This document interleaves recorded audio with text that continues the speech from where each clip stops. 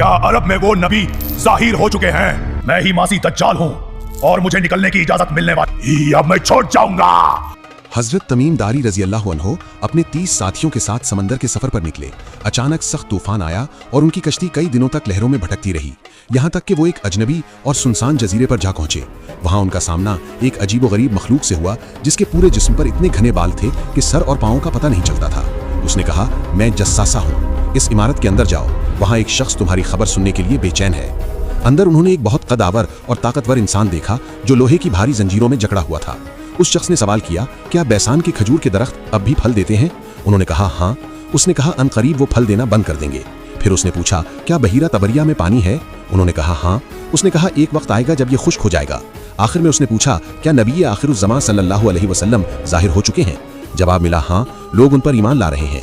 ये सुनकर उसने कहा, मैं मसीह दज्जाल हूँ और जल्द मुझे निकलने की